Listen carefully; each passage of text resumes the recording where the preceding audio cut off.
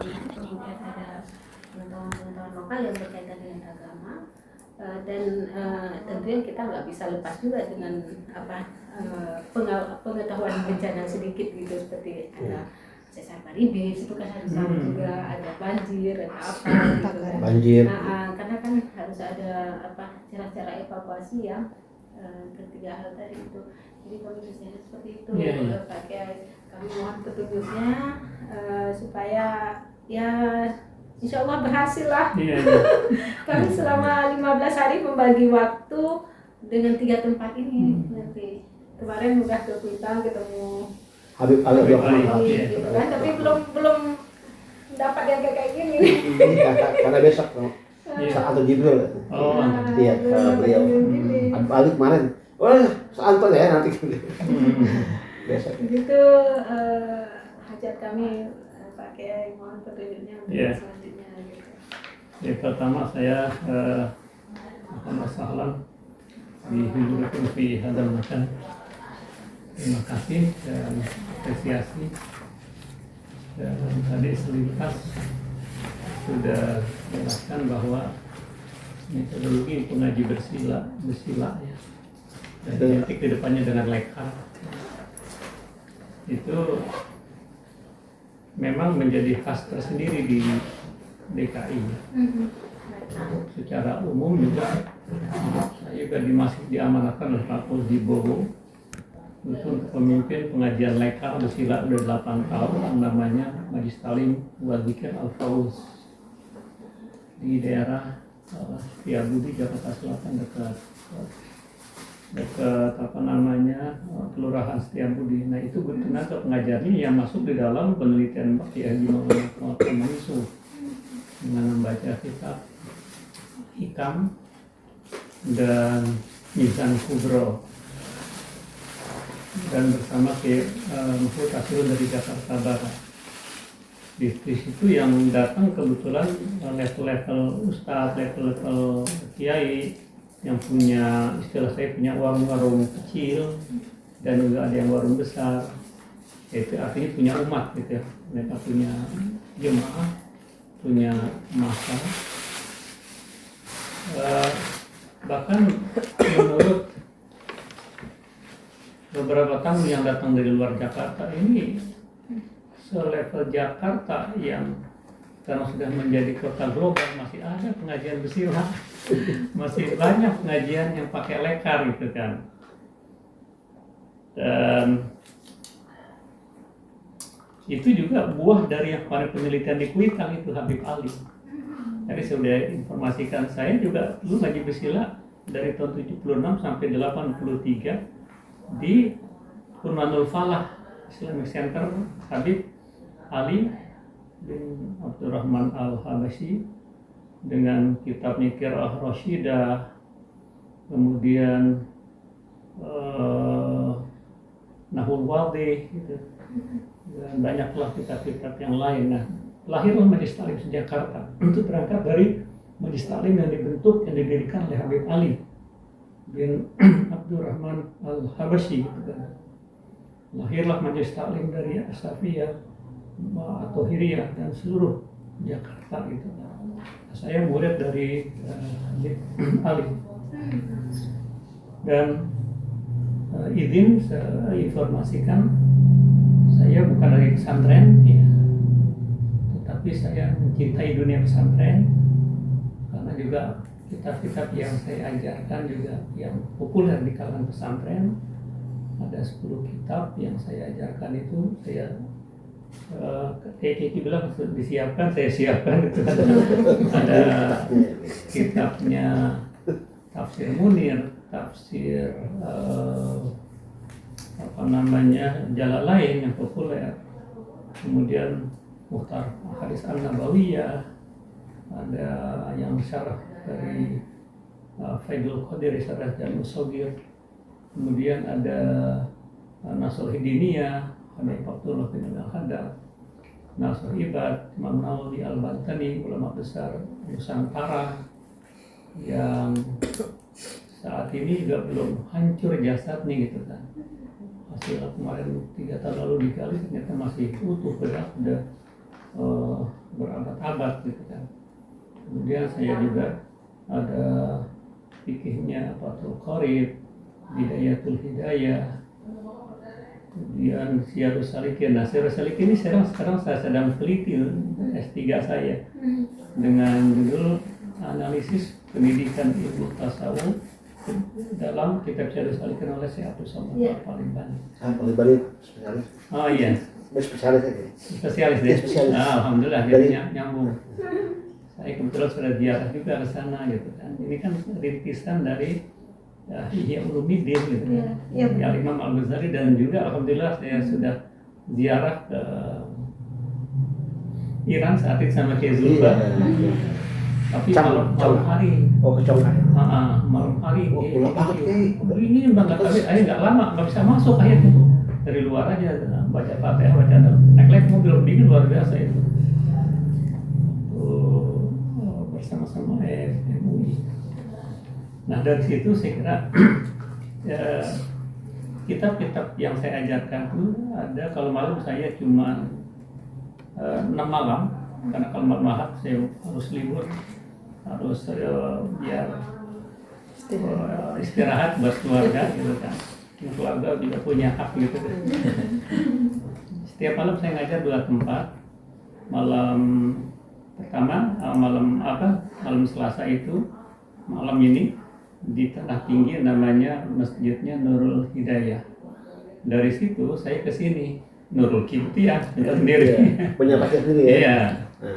Kemudian malam Rabunya saya kembali ke Masjid Pulau Gundul, Kecamatan Johar Baru juga, itu Isti'anah namanya. Baca kitabnya Syiarus Salikin. Kemudian dari situ saya ke Kawi-Kawi. Kawi nggak jauh dari sini. Mbak Daisa bacanya bergantian. Kadang-kala baca Nashorih Diniyah, terus selingannya tafsir Jalalain. Malam Kamis di Masjid Al-Mabrur namanya, Tanah Tinggi. Itu semuanya bersila ya, pakai lekar gitu kan. Ya dari situ saya ke musola kecil namanya Baitun Naim. Malam Jumat saya ke Al-Murtado, An-Nur. Dia masih Jakarta Pusat tapi berseberangan dengan Jakarta Timur, Jalan Pemuda itu. Malam Kamis itu saya ajarkan Bidayatul Hidayah, diseling sama Tafsir Munir. Itu malam Jumat. Malam Sabtu di Masjid Baitur Rahman dan Musala Baitur Rahim, baca kitabnya Tafsir Jalalain sama Fathul Qorib ya. Itu berdekatan, satu Baitur Rahim dulu, kemudian Baitur Rahman. Karena juga saya harus seiring dengan makin orang kan bukan makin muda, makin tua, jadi ngambil yang dekat-dekat aja gitu. Kecuali kalau ceramah keluar dari Jakarta Pusat lah. Itu malam Sabtu, malam Ahad buat keluarga. Tapi subuhnya saya ngajar juga. Hari Jumat ada masjid namanya Guru Sya'ban Al-Diyah di Kemayoran. Itu ngaji bersila di lekar, kitabnya Nashorihul Ibad. Bahkan ada YouTube tersendiri di sana gitu. Itu bergantian. Kadang hari lain ada Kiai Kamal, ada Kiai Soleh Rahmani, guru-guru saya juga. Nah, harus Sabtu paginya saya di Masjid Murtado kembali baca Syiarus Salikin, dan sudah hatam dulu baca Nashorih Diniyah, bahkan Riyadhus Shalihin. Kemudian hari Ahadnya di Rawamangun, kemarin di Rawamangun itu di Masjid Baitur Rahman, Jalan Ekor Kuning di dekat terminal itu, terminal Rawamangun.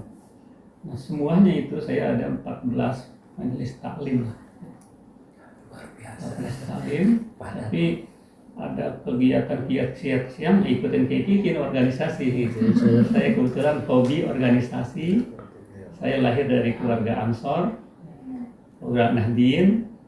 Saya pernah menjadi ketua Ansor di Kecamatan Senen, dan ketua Ansor di tingkat Jakarta Pusat, dan pengurus Ansor tingkat nasional ikut selama TVD Yusuf almarhum. beliau yang rekrut saya gitu, hasil kongres tahun 90 di Ujung Pandang. Terus saya udah berorganisasi lagi di KMPI Jakarta Pusat, wakil sekretaris di Katib juga, sampai jadi Rois NU Jakarta Pusat, dan 2 kali jadi wakil Rois NU Provinsi DKI Jakarta. Karena hobi aja, karena saya pikir al-harokah barokah, banyak gerakan ini menjadi berkah. Tidak cepat mengalami sakit, tidak cepat mengalami Ermezer itu pikul. Karena al-harokah barokah tadi itu jadi satu hobi organisasi dan terus belajar. Saya ngambil S3, saya bukan pejabat, saya bukan dosen, tapi pengen ada gerakan berpikir gitu kan. Pengen termotivasi sama teman-teman di MUI. Karena banyak dokter gitu termotivasi ya. Saya juga mengagumi beliau karena karangan-karangan genealogi ulama Betawi itu saya sering baca berulang-ulang itu. Makanya berterima kasih ya Iki mau itu kan orang jadi nggak mati obor gitu. Nah lalu saya juga setiap pagi jadi pribadi nih ya, nggak lepas tadi olahraga harus 30 menit gitu kan tiap jalanannya. Saya senang silat ya, tapi sekarang jadi pelatihannya di pembina aja, nggak main lagi, tapi yang jalan tuh setiap pagi itu rutin 30 menit. Saya bersyukur masih jalan kuat 2 km, pulang pergi 4 km masih kuat lah. Kalau pagi nggak sempat karena ngajar dan sebagainya, sore saya ganti harus jogging. Setiap hari harus meluangkan waktu. Harus meluangkan waktu. Terus kalau bukan kita siapa lagi yang mau jaga ini gitu. Sama berenang kayaknya. Nah berenang gitu. Tapi saya nggak bisa berenang, tapi hobi berenang. Nah itu tetap terkait dari musibah. Secara spesifik kita tidak ini. Tapi pada saat ketemu dengan babul musibah, nah kita terangkan secara umum. Di kitab apa sih? Misalnya ada di dalam Syiarus Salikin atau di dalam Tambihul Mufidin, ada biasanya itu Fathul Qorib ya. Ada pada saat ketemu ini, jadi nggak secara khusus kita ini kan.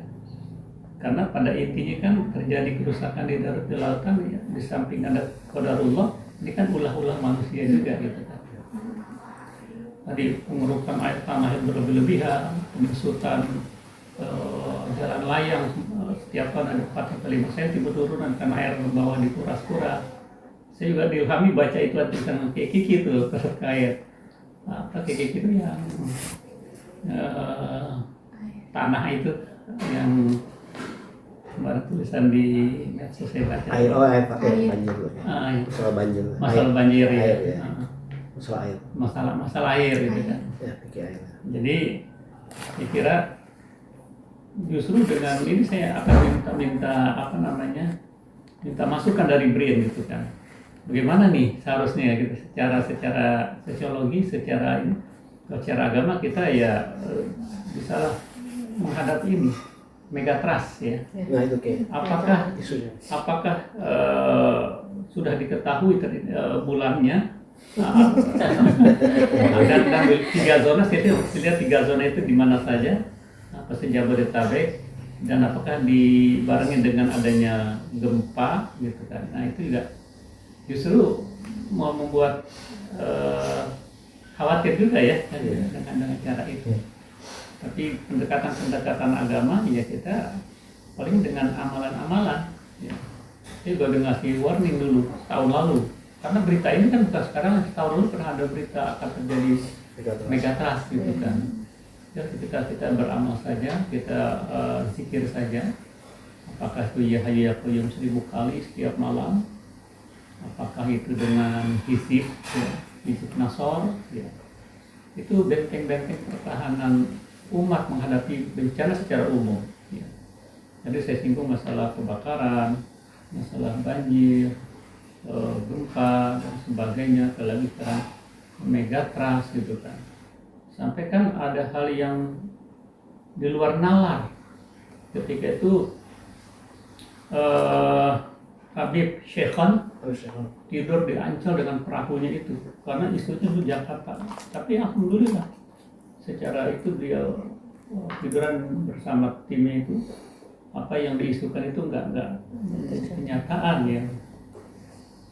Nah, saya yakini di Jakarta masih banyak paku-paku ya, orang-orang yang ikhlas yang bisa meredam. Karena kalau kita mengacu dari kacamata agama, bahwa walau anna ahlal qura amanu wattaqau la fatahna alaihim barakatin minas samawati wal ardh. Tapi mahum mukhalafan walakin kadzabu fa akhadnahum bima kanu yaksibun. Sekiranya warga masyarakat, warga dunia, warga Jakarta beriman bertakwa sungguh-sungguh, kami buka iklim yang teratur. Hujan yang mendatangkan berkah, tidak ada bencananya ada tapi tidak berdampak buruk banget buat umat. Itu kan semua berangkat dari iman dan takwa yang benar gitu kan. Di samping tentunya sebagai manusia kita harus taati ekosistem yang ada.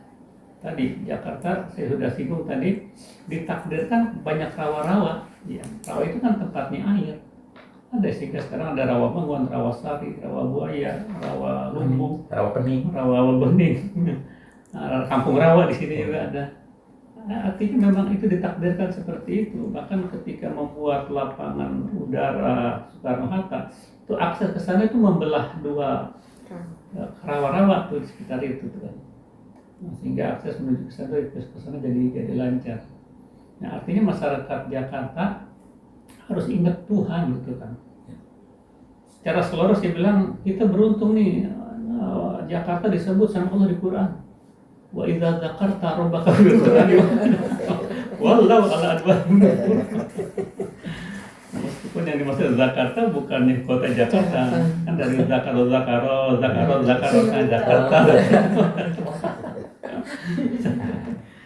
Artinya warga Jakarta harus ingat Tuhan gitu kan. Jakarta identik dengan penganut agama, dari lintas agama. 6 agama sekarang Konghucu gitu kan. Artinya jangan pernah meninggalkan itu semuanya. Musibah sudah qadarullah terjadi, tetapi dampaknya insya Allah nggak berbahaya. Apalagi jaminan. Saya baru semalam kasih tahu jaminan. Kalau kita menjaga isya berjamaah, subuh berjamaah, Allah jamin keselamatan. Man sholat subha jama'atan fahuwa fi dhimmatillah. Siapa yang bisa subuh berjamaah dijamin apa nih keimanannya, keamanannya, keselamatan. Andai kata qadarullah ditakdirkan terjadi megatrust, itu terjadi tapi dampaknya nggak begitu berbahaya. Qadarullah nggak bisa, memang kita lempengan-lempengan itu ditakdirkan Indonesia ini rawan dengan itu. Siapa yang bisa menolak? Tapi kan ini semuanya punya Allah. Kita deketin yang punya Allah gitu. Kalau Allah nggak menghendaki secara ilmu boleh saja, tapi Allah nggak ada yang mustahil. Allah berbuat tidak tergantung pada hukum kausalitas. Ya, karena Allah yang menciptakan sebab akibat gitu kan. Jadi oleh karena itu yang saya lakukan, penyadaran umat untuk lebih meningkatkan diri kepada Allah. Karena adanya tidak megatrust, musibah kematian tetap akan ada gitu. Karena bukan orang mencari kematian, tapi kematian yang mencari orang. Fa inna mautal ladzi tafiruna minhu fa innahu mulaqikum. Walaupun tum fi burujin musyayyada gitu kan. Walaupun dia berada di benteng pertahanan kokoh, sudah saatnya datang, nggak ada yang bisa menolak. Nggak bisa mundur, nggak bisa maju. Nggak bisa maju, ada megatrust atau tidaknya gitu kan. Jadi itu ya buat penguatan. Sesungguhnya juga saya menyampaikan deg-degan juga kalau kita megatrust. Tapi mau apa lagi, Pak? Ya kita ikhtiar menurut kadar kemampuan kita. Begini, kalau kita melihat anjing itu galak, anjing itu akan menggonggong, kita jangan lawan, deketin siapa yang punya anjing, biar tuh dipanggil anjingnya. Alam andai kata rusak, ngamuk, segala macam, deketin yang punya alam, pencipta alam semesta. Saya kira salah satu perspektif Islam menghadapi megatrust itu seperti itu. Itu nanti yang soal teknis urusan pihak lain lah yang itu dari pakai gerakan langit lah. Komunikasi, karena kan Islam terdiri dari vertikal dan horizontal. Hablum minallah dan hablum minannas, itu lebih banyak hablum minallah, lebih banyak gitu.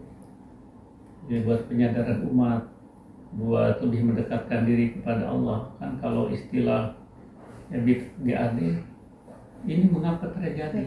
Allah mulai bosan bersahabat dengan kita, yang selalu salah dan bangga dengan dosa-dosa. Ini maknanya dalam terlalu banyak dengan dosa-dosa. Maka kata Ibnu Gade lagi, kita mesti telanjang dan benar-benar bersih, bersih lahir dan di dalam batin. Tengok ke dalam sebelum bicara, singkirkan debu yang masih melekat. Itu kan tasawuf banget. baru nggak sadar ya. Itu kan tazkiyatun nufus ada di situ. Kalau itu, makanya saya ada kegalauan kiki mungkin saya meneliti kita sudah salikin harus masuk kurikulum pendidikan tasawuf gitu. Bukan agama, tasawuf khusus. Kan intinya kan tazkiyatun nufus gitu kan, membersihkan hati.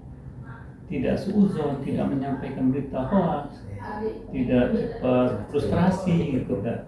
Saya ada kegalauan, makanya ketika saya sidang WIP itu, apa yang membuat saudara bikin ini jadi kegalauan? Iya Pak, saya bilang ini keadaan luar biasa rusaknya.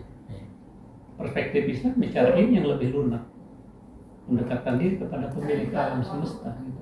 Bersihkan hati kita, tidak suudzon, tidak buruk sangka, tidak dendam.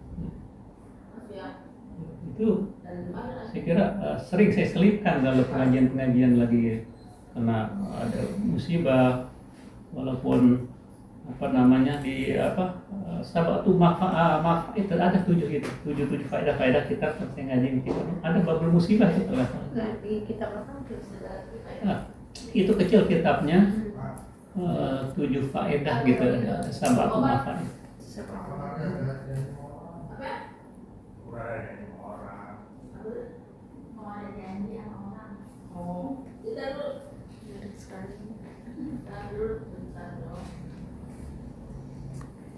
Oke, menanya kalau yang paku itu baik yang sudah wafat terkubur di Jakarta dan yang masih hidup juga ya?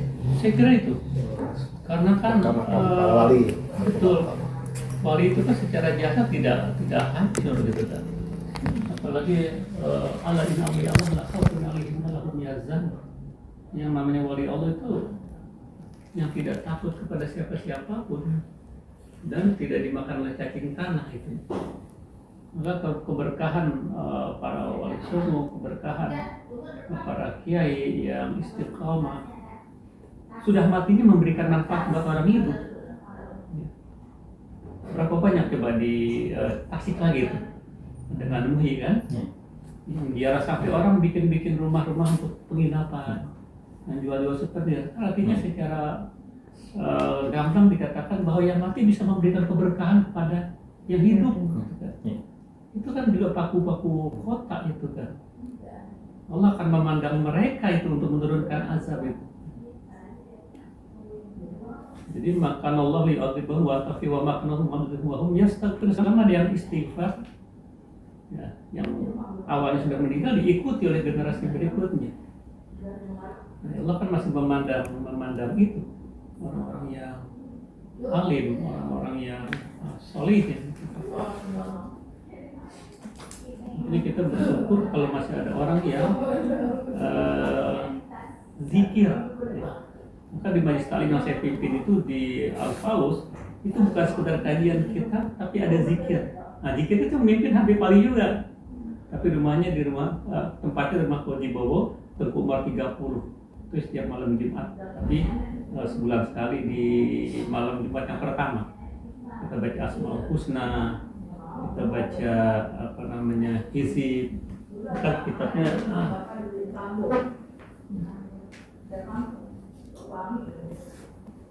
kita bikin Al-Faus, kita cetak sendiri. Nah kayak gini nih, ini kan buat kita bikin Al-Azkar wal Ad'iyah, menjadikan Al-Faus buat menghadapi bencana ya, ini iya jikir ini dari Surah Nasr, Fadilah surah Al-Fat wal Khuwaisir, Yasin, Tawassul Fidul Walid, Tawassul bil Walid wal Adar, Al-Bait Musubayat, Al-Bidul Latif, As-Salat Nariyah, Tafrijiyah yang menganggap fenomen. Kita baca ini ada 2 hari Senin hari Selasa. Maka setiap di Kemayoran saya habis baca kitab Jalan Lain, saya baca ini. Karena ini hizib ada hari Jumat, ada hari Senin, jadi ada hari-hari. Jadi hizib ayyamil usbu'. Jadi hizib hari-hari yang 7. Dari tanggal dulu kan Ini turunan dari Habib ini aja, Fatibul Fakir Imam Zikir Habib Muhammad bin Abdurrahman As-Sagaf. menarik ini Pak Kiai tadi itu wa iza zakarta. Itu Bani Israel tuh. Hah? Kisah Iya, Bani Israel. Israel Al-Isra ya. Al-Isra. Ayat berapa ya? Tidak gampang terjadi di Saya gampang. ini juga hafal insyaallah. Wa idza dzakarta rabbaka fil qarni wahdah wallau ala adbarihim nufura. Iya. Tapi ini yang dikaitkan ya, Iya. bukan. Bukan.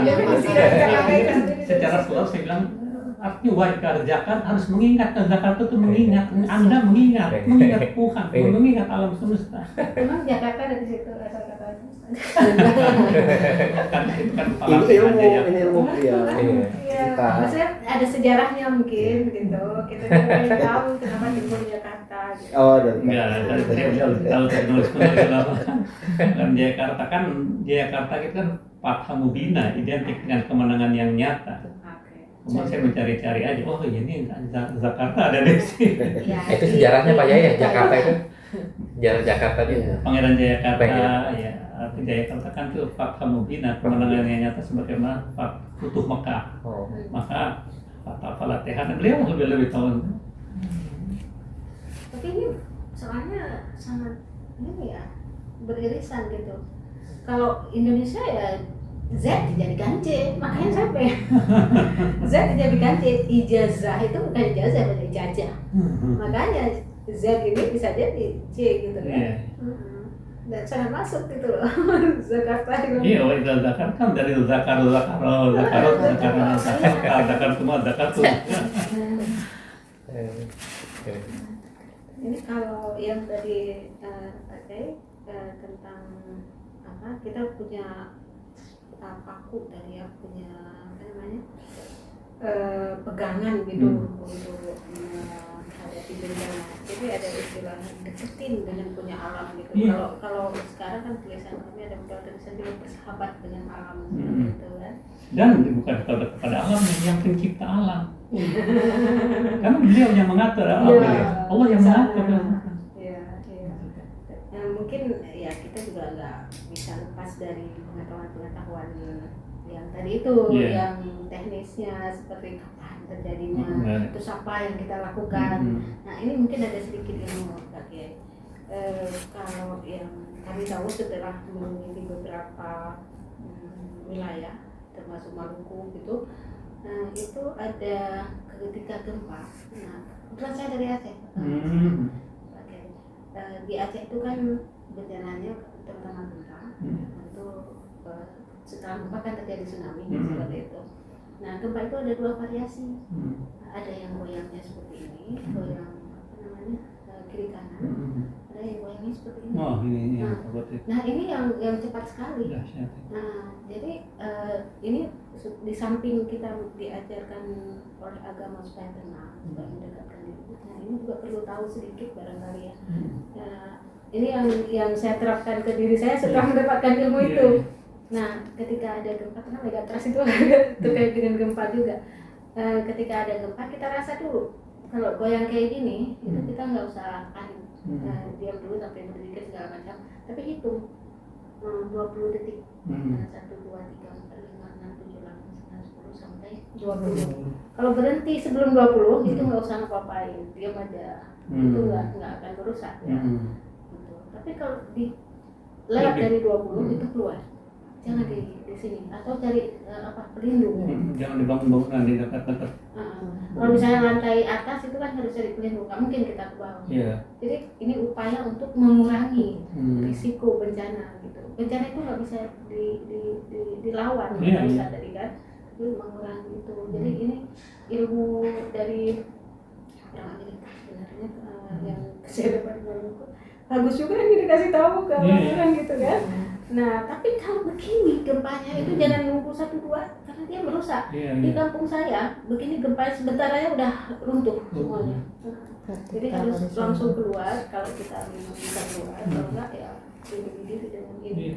dengan apa. Nah, ini istilahnya 20 detik apa ya? Yang kalau untuk tsunami 20 detiknya lagi, nah gitu. 20 detik gitu. Jadi kalau misalnya kita berada Itu peringatan. di luar di dekat pantai, nah itu 20 detik kemudian kita harus pergi. Gitu. Jadi trik-trik ini juga perlu diketahui oleh masyarakat. Iya, masyarakat memang. Supaya tidak ini ya, karena kan di pengetahuan lokal juga kalau di Aceh itu ada semong namanya. Kita pernah dengar semong? Itu di wilayah ini, wilayah Singwelu. Itu pengetahuan lokal yang berarti air naik, air turun, air naik gitu. Jadi begitu kata-kata semong keluar, itu mereka langsung lari. Iya. Gitu. Itu pengetahuan lokal. Iya. Sehingga waktu itu kan 2004 kan tsunami di Aceh itu di wilayah Singwelu cuma 3 orang meninggal.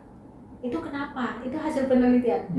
Nah, kenapa? Orang pada udah lari, semong gitu, orang pada lari ke atas. Yang 3 ini alasannya mengambil ijazah, bawa belum keambil gitu ijazahnya untuk mungkin nanti gitu ya. Yang satu lagi mengambil peralatan dapur, gitu kan memang udah dipanggil oleh orang gitu ya. Seperti itu alasannya. Jadi mereka malah terselamatkan itu dengan pengetahuan lokal. Nah, apalagi dihubungkan dengan ilmu agama kita tadi kan, jadi memang mengurangi risiko bencana itu lebih berperan seperti itu. Itu ilmu yang saya dapat, saya ingin berbagi juga sih. Iya, harus tahu kan itu. Iya, jadi kan di kita ini kan ada goyang gitu ya, gempa di Bekasi kayak kemarin itu. Nah, di lingkungan saya begitu gempa langsung berteriak, itu bukan menyelesaikan masalah, malah kita kan panik, tabrak, hancur kita gitu ya. Udah tenang aja, hitung aja 1, 2, 3, 4, 5, 10 berarti udah diam aja. Kita tinggal ingat Allah aja, tenang gitu lah. Nah, kalau 20 udah keluar, menghindar. Kita menjaga juga dan supaya tidak jatuh barang-barang yang itu gitu. Itu betul, itu apa isunya 6,9 apa bakal terjadinya kalau megatrust itu apa 7, sekian gitu. Nah ini kami bukan ahli di bidang itu, tapi kita bisa merujuk ke BMKG. Nah, mereka itu punya alat teknik yang teknologi. Kemarin juga kami mencoba membandingkan antara teknologi dengan pengetahuan lokal ini. Ternyata harus diseimbangkan. Kami bicarakan. Karena teknologi itu ya memprediksi bisa saja itu, tapi kita wajib tahu itu bisa diinstal ya BMKG di HP gitu. Mereka udah punya warning peringatan. Saya baru kemarin lihat di Trans 7 itu BMKG memprediksi bahwa akan ada pecahan istilahnya di 3 zona patahan ya. Nah itu 3 zonanya di mana? Apa Jakarta, apa Jabodetabek? Kalau kami teliti kemarin masih di luar ini ya, di luar Jakarta. Tapi Baribis itu kalau dalam pengetahuan lokal itu semacam gunung kendeng. Gimana Pak? Gunung kendeng ya. Kakinya ada di mana? Itu semacam orang tidur gitu. Kakinya ada di Madura ya. Pokoknya ini sampai ke kita, sampai ke Banten gitu. Nah itu patahan itu gitu. Jadi Baribis ini memang apa ya, nggak ngasih tahu. Di Jakarta berarti kena getarannya aja ya. Getaran. Yang lebih fatal yang di dekat-dekat pantai gitu kan. Madura. Kita harus back ke ini ke BMKG deh. Mereka ada jalur yang dilewati oleh BMKG. Hanya di Purwakarta. Karena di Purwakarta kemarin itu. Iya, di Bekasi belum lama tuh. Purwakarta kemarin waktu tahun 2000 berapa Pak? Ini teman-teman 2022. Nah, malah pergeseran patahan itu ada di dekat gunung. Gitu. Nah itu bunyi dulu, malam itu bunyi bergemuruh gitu. Terus paginya itu udah bergeser gitu. Jadi rumahnya hancur masuk situ. Berkah. Hancur digigit kan Hancur, berjalan itu kan ya. Sentrumnya sesar Cugenang baru ketemu itu. Cugenang. Jadi selama ini kan belum tahu tuh orang itu. Jadi padahal 1 tahun lalu pernah kejadian. Itu saya hari kedua terjun langsung ke pesantren di epicentrumnya kayak di desa Monkata namanya. Itu bangun pesantren ambruk 12 santri, kecil meninggal langsung. Saya langsung ziarah ke makamnya, wah si basah. Orang kemarin baru meninggal siang hari. Gitu. Itu sampai kayaknya aja bangun satu kali kayaknya. Karena salah pakai. Jadi khawatir dia merasa kok saya bangunan saya ini salah konstruksi, bukan epicentrum. Gitu. Epicentrumnya ya pusatnya gitu. Dan baru ketemu bisa Cugenang. Nah masalahnya BMKG udah bilang 9 desa ini harus dibedol, dihilangkan, ini zona nggak boleh dihuni. Tapi sudah ada warningnya. Setelah kejadian, Setelah kejadian, karena kan terulang ada gempa susulan. Saya kan pesantren saya di Sukaresmi itu enak juga, dapat kalau sedikit tuh. Kalau sedikit di sini berarti Cugenang parah. Benar kayak. Sukaresmi yang dekat itu masih panas. Ya betul. Yang saya pernah di atas itu, ada murid saya temennya di Kamu Zaman.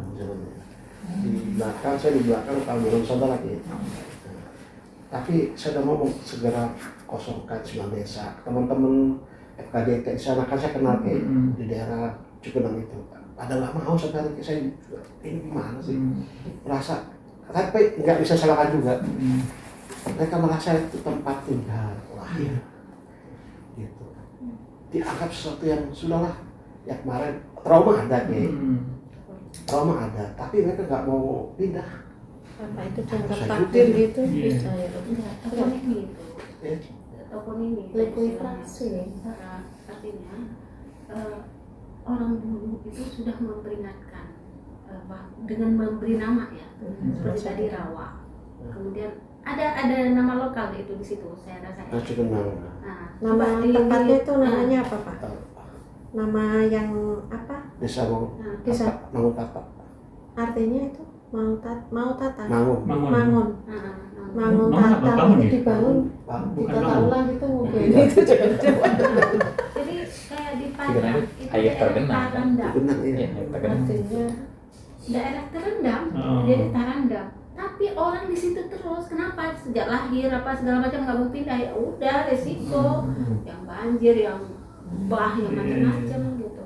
Nah saya jadi terpancing juga dengan rawa-rawa tadi. Nah kalau di rawa-rawa itu mungkin agak bergeser, jangan dirawat gitu. Artinya memang identik kita dengan air. Itu kan mesti ada jalanan air, ada sekarang harus ada rembesan, harus ada sumur biofori ya, biar itu kembali kan, karena rawa-rawanya sudah di plester, rawa-rawanya sudah dibikin rumah, ya harus ada alternatif lain. Nah, jalan keluarnya seperti itu. berdamainya seperti itu. Iya. Kalau Berdamainya. iya.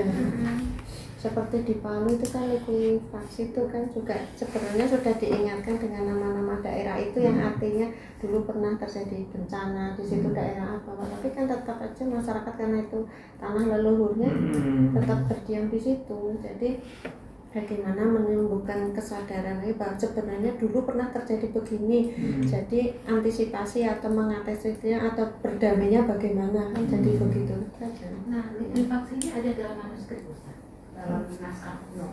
Nggak tahu kalau di sini ada disebutkan. Saya menemukan itu di Aceh, di Padang, dan di Palu. Itu kan di dalam manuskrip itu para ulama itu memprediksi namanya takwil gempa. Nama kitanya takwil gempa. Saya punya banyak itu tentang takwil gempa, tapi pilih aja. Siap, nanti kita kasih. Ada beberapa artikel juga udah ada. Nah itu disebutkan pada ketika terjadi gempa di waktu asar ini tanah akan bergeser. Itu disebutkan di dalam manuskrip. Itu takwil kan, prediksi atau ramalan gitu kan. Tapi nyatanya benar. Iya. Setelah asar Iya, di Jawa juga setelah asar. Iya. Di Jawa ada ya. ada. Nah itu di Padang juga seperti itu. Jadi Jadi ini insya Allah mudah-mudahan segera terbit, ininya sudah bikin dalam tulisan. Bagus itu. Nah itu contoh, itu setiap waktu isya apa, subuh apa, duha apa, zuhur apa, itu semuanya punya makna. Bukan hanya mitos itu kalau saya Kalau terjadi begini kita harus apa ya? dan memprediksi juga ada yang baik juga, ini akan makmur apa segala macam. Saya kira ulama dulu itu menulis bukan pakai mitos, tapi mungkin karena terjadi berulang. Terjadi berulang, jadi punya pengetahuan. Oh ini seperti ini gitu. Kalau udah berkali-kali kan udah bisa dipegang ya Ustaz. Kalau di Jawa itu Ada tajribah. Tajribah. Di Jawa itu Itu kalau ini apa namanya? Boleh itu ya, kalau ada yang bisa dibawa masuk ke itu Boleh tuh. kita mau kembangkan ke Jakarta gitu. Tapi kalau di Jakarta belum ketemu. Belum ketemu ya? Di aspek nasional mungkin. Belum dapat, mungkin karena saya tidak fokus ke Jakarta dulu. Baru kali ini fokusnya. Kayak bisa nyambungin nanti. Iya. Karena kepentingan kita kayak ya. Ini sudah ancaman tenggelam kayak. Benar. Kan turun terus kita. Di Papanggo itu rumah saya 3 meter di Papanggo. Tadi saya bilang ada hujan atau tidak hujan karena permukaan laut lebih tinggi daripada darat di Jakarta Utara. Nah itu. Lama mulai bencana nih. Kalau nggak ada ulama yang mengingatkan, mereka kan tanpa peduli ya Ustaz ya, tanpa peduli dengan risiko ke orang lain, yang penting dirinya maju atau apa gitu. Dibilang oleh Pak Menteri kita Pak Nasaruddin, ini jangan kita nggak bersahabat tadi ya, bersahabat dengan alam, sehingga maunya mengguru aja untuk kepentingan diri sendiri.